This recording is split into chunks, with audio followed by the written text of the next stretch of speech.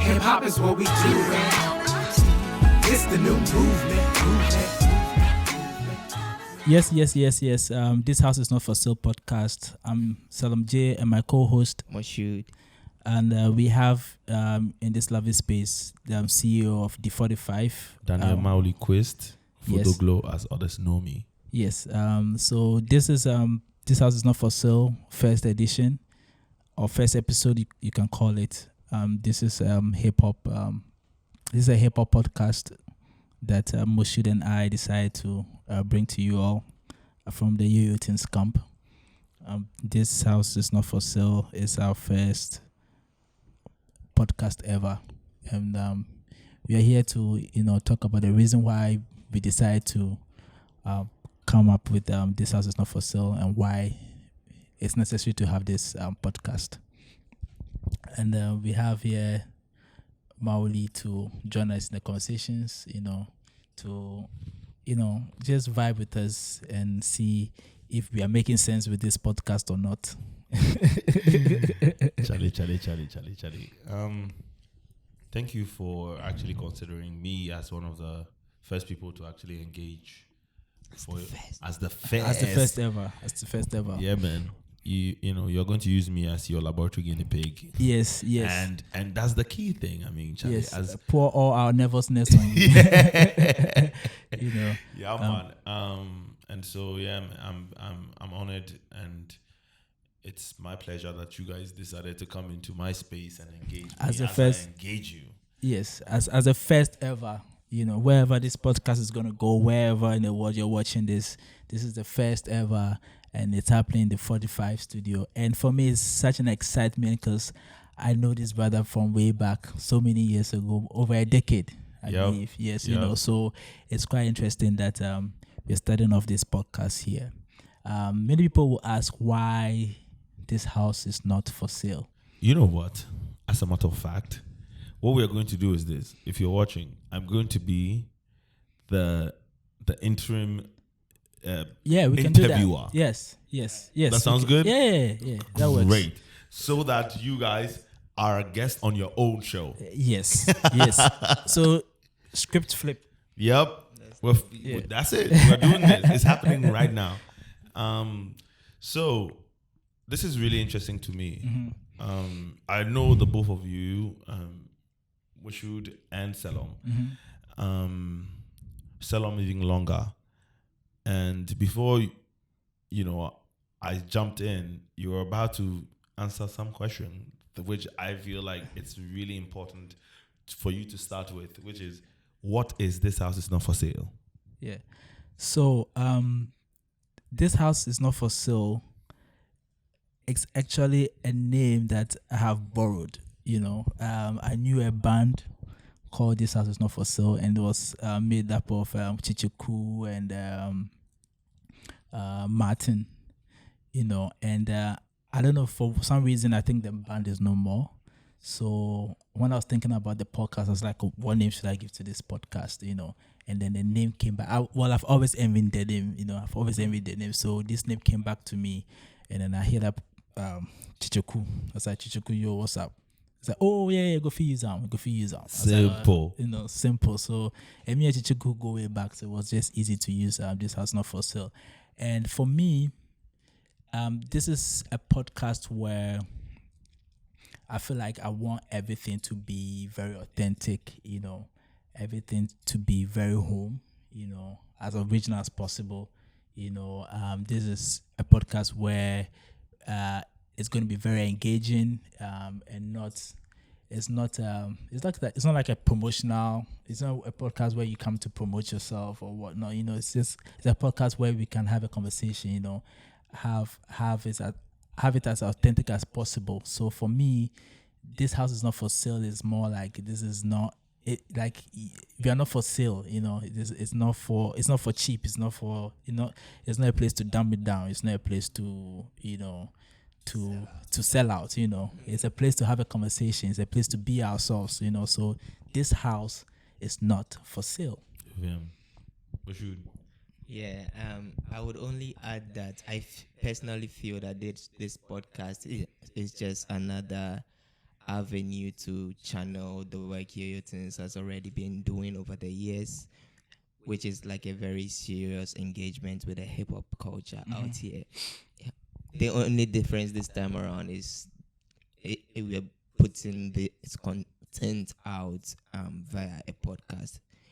Previously, we used to do that on our website. It's through in-depthly written articles, made video productions and stuff like that.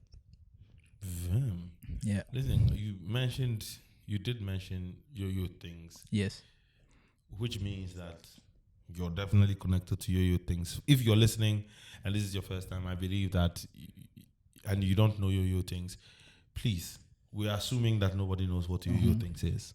And the work that yo-yo things has done in the past, like you mentioned. So what is yo-yo things? Because somebody would say yo-yo things is a festival, which they've been to twice. So if you did mention that, then what is yo-yo things? Do you want to take that? Yeah, basically it is an organization that is very, very interested in the hip hop culture. So we always do say that we are interested in promoting, documenting, and archiving the hip hop culture.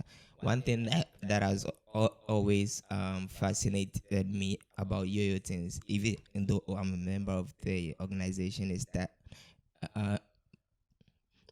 in the culture, in the society that we live in, hip hop culture has been reduced to just the rap element of it, and entire Yo-Yo Tinz is very much interested in perceiving the culture as a very diverse, multi-dimensional thing that is not just limited to rap, but also has other elements which are worthy of being paid attention to other than the rap aspect. So we're talking here about the DJing element of it, the beatboxing element of it, the graffiti element of it, fashion and other stuff. So all the time we try to make sure that there is a balance in what cultures of the hip hop, the main hip hop culture, what dimensions of the main hip hop culture we are representing on our website or at our events and stuff like that. Yeah. Yeah, and also having conversations like this, we have what we call the Yo-Yo Tinz Palab, where we have conversations like this. We create exhibitions around hip hop, so just for people to understand that it's not just there's a lot more that we can take from hip hop. There's a lot more that we can educate ourselves with, so that's the kind of work we do on daily basis with Yo-Yo Tinz. So this podcast is nothing different, it's just now in a conversation. Okay. Yeah. Sweet. Look, just piggybacking on like what you said earlier on, Selorm, you said something about authentic. In this culture and this subculture that we are a part of, that term is loosely thrown around. And some people hold it to chest as if, authenticity is set in stone or is defined by a certain standard that can never be bent or challenged. What is authenticity when it comes to your podcast and this house is not for sale? When the conversation starts, because we can't, when we say authentic, what does that really mean? Or when you say authentic in this context, what does that really mean for this house is not for sale? For me, it's in reference to our space. When I say authentic, then I'm thinking about the already existing mediums or platforms that are there in our space. Most of the time it's more of things for like the clickbait, and whatever. But this podcast has nothing to do with clickbait. This podcast is coming from a real place. It's like it's just like young people just having conversations, about our space, about our culture in the most most honest way, So that's what authentic means to me. and not with the intention that, oh, okay, we're going to get like 50K viewers, so we need to make it happen this way. We need to, use this strategy. No, this is just us having a conversation, just like Things has always been doing. We just are promoting the hip hop culture. We just creating our hip hop events, regardless of all the so-called this is what people are gravitate to. These are strategies to use. For us, this is our culture. This is what is happening. This is what we are showcasing. It's as simple as that. Vim, you agree with him? Yeah, I do, definitely. Sweet. I know Moshood is a writer, Yep. and it's really interesting to me that the two of you decided to take on a medium which is audio based. Because Selorm have always been at the back end of like promoting things and making things happen. So, what made outside within your entire outfit, which is your things, where this house is not for sale is coming out of, why did the two of you decide that you are going to be the people who can speak on behalf of your things and your representation of what you're doing within the culture and subculture of hip hop in this country? Listen, Was it listen? there's been so many conversations that has been happening behind the scenes, and there's several times people have told me like, you need to write about these things, you need to talk about these things, and one beautiful person that always urged me to write or talk about these things is Dr. Sionili, And so I always remember. So it's not strange that I'm doing this now. It's just that it's now that I'm having the courage to, to put it out there. 2020 courage. Yes, and for Moshood is not like.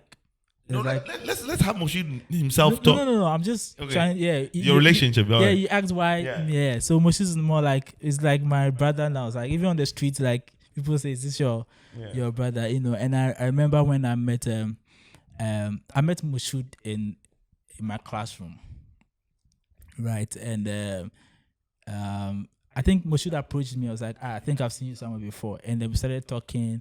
And then I don't know if I sold yoyo things to him or I just told him about yoyo things. But since then, me and Moshood has been like, if I'm not sure of something, Moshood is the one to make me see the clarity, like, oh yeah. When Moshood says then I know that it's not. So I think that we bounce off each other very well, and so it's not strange that the two of us feel comfortable to do this together. To me, it's a bit strange. Talking isn't my thing. I have a speech defect, right, which makes me very, very anxious about talking especially in public, especially when it's not with people I'm very close to. Other than that, I would say that other than that, it's not very strange because, like I said earlier, this podcast is basically the same thing we've been doing over the years. It's just we've been doing it in writing, and Selorm has been behind the camera shooting. I've been with my pen and paper or my laptop writing. So it's in that sense, it's not strange. But when it comes to Moshood holding a mic, hosting a podcast, like to some people that would be a very insane idea, and I'm only doing this because it's Selorm, because it's tinz.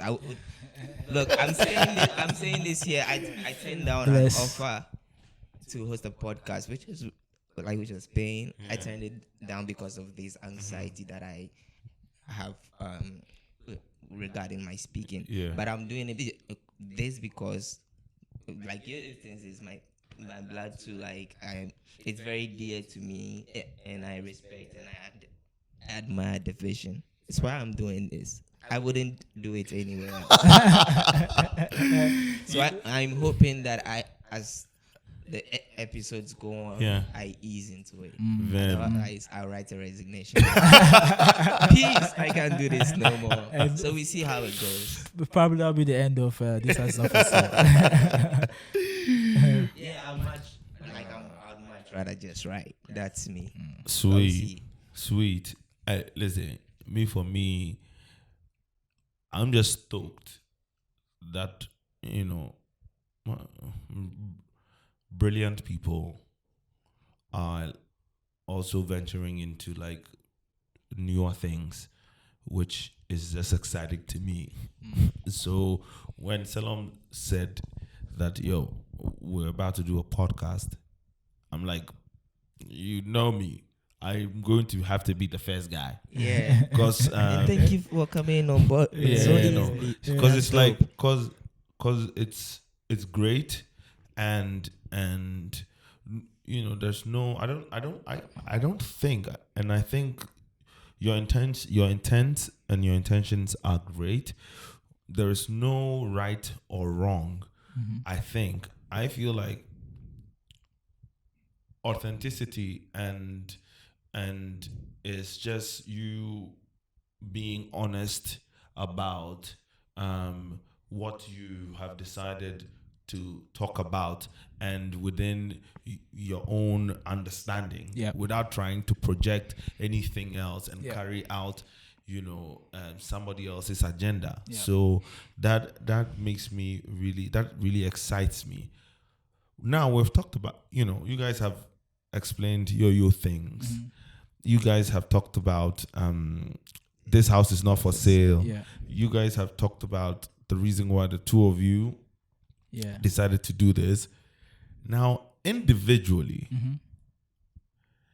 I want to know, so that the next time I tune into your podcast, I know exactly what your backgrounds are, what you guys are strong at, so that your engagement and we as audience or like listeners will be able to like know that, okay, this is where you're coming from. Your experiences that have led to you deciding that, okay, we're doing this. Like some of the things that actually made people tell you that you need to do this. So what are your backgrounds individually? You as Selorm and you as Moshood. Okay, so I want Moshood. Okay. Okay.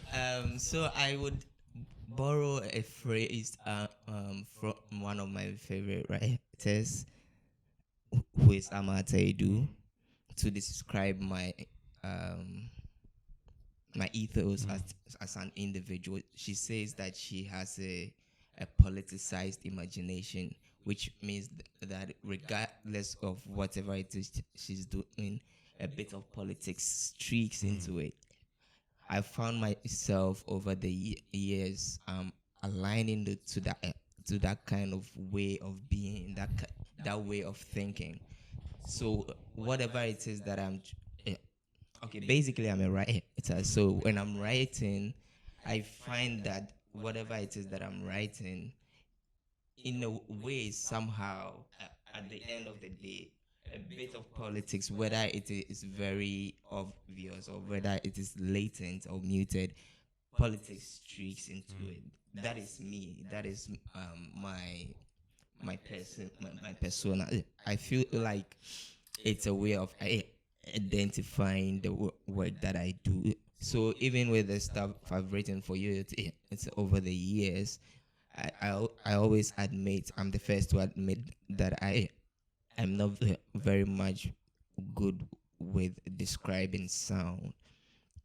So when I'm writing about somebody's work, I try to look at the politics of it, the socio-political aspect of their work, and so meaning how their work relates to the society, or what their work says about their society. So that's me. Sweet. So when you're hearing some politics on the podcast, that's where it's coming from. Guys, listen, that's it. You heard him. So if you didn't listen to the introductory, or the maiden one, and you're listening, you listen to the 5th episode, and you are wondering, go back, or let your friends tell you why. Yeah. Selorm, Yeah. what about you? So for me, first of all, I mean, my background is film and photography, and I've done some management in the past. I've done some management for lyrical ones, and Looney in the past, and because of this experience, I've engaged a lot with the hip hop space. I've met a lot of artists, and in yoyo tinz, when it comes to artist relationship, I'm the key person that has a lot of relationship with the artist. So when it comes to who has to talk to the artist or who has to get the artist, I'm the guide. So I have a special relationship with the artist. So I do have some information that people don't necessarily have on regular basis or just by being online. So I think with that, I'll be able to engage these artists from a different angle because I have this kind of relationship with them, and I'm a very for me, I'm a very observant person. I'm not I think when it comes to like the social purpose and the politics, I'm a bit in there, but not as hard as moshood. So yeah, I mean just so I'm kind of there like the balance in there, yeah. Sweet. Man, this makes for a great combination, and I for one, I'm looking forward to listening to your subsequent episodes yeah. and recordings, because it's going to be exciting. I know that we have Nana Osei, who is one of our chairman. That he's called Dada Pajaro, and he's also going to be on this. There are a couple of really interesting people that I am excited to hear their views outside of spaces where there's like just community engagement to a wider space and a wider audience. And this is really, I feel like this is great, and I'm excited that I am a part of this. And yeah. If you have anything to add. Yeah, just to add on, I mean, I think the kind of guests to expect are going to be people from all aspects of the culture. So it's not usually you find only like rappers in the seats, but now we're looking at graffiti artists in the seat, we're looking at break dancers in the seat, we're looking at DJs in the seat, So I think it's important that we understand that these elements are all part of the culture, and then it will be interesting to know what is happening in these spaces as well, and how all this weaves in to become this culture that we are talking about. So, and also basically we could have managers, we could have just lovers of hip hop, just sit here with us and they just vibe, talk, maybe a lot of gossip, I mean just vibes. Yeah, just vibes, just have conversations, maybe have conversations about your favorite album, Right. one of all the latest banging album, not necessarily what's in the charts, but what we feel like as yoyo tinz, this is the it album, Yeah. I don't think I have any much to add. You would have to ask me a question. Listen, since this is the introduction, and you might not want to, or unless and when we just want to ease people into it. For me, as I am the interim host for this very one, I would say thank you for engaging us, and as a listener, for you bringing me in to be able to question you and engage to further understand what this house is not for sale is about. Thank you very much for allowing this, and I am looking forward to tuning in and hearing the two of you dig in. Sharp. So thank you for having us. No, thank you for coming on board. We didn't bring you in. Yeah, you came on board, and that was dope. We're just driving home. It's like, man. yo, we need to find somebody to be a guest on the the introductory episode. And we're like, Yeah. And thanks for the space Yeah. and for the time. Yeah. And yeah, if beautiful this was, space. Yeah, if this was business, we couldn't even pay you. yeah, yeah. Because I don't think it has even up to 500 cities. So thanks for the space and for the time and for offering to do this all for free. That's dope. Yeah. Thank you so much. Now you guys have to close the show. 'cause Yeah, so this was the first episode of This House Is Not For Sale, and your host, Selorm Jay, co-host, Moshood. and then we had our guest. Daniel Mawuli Quist.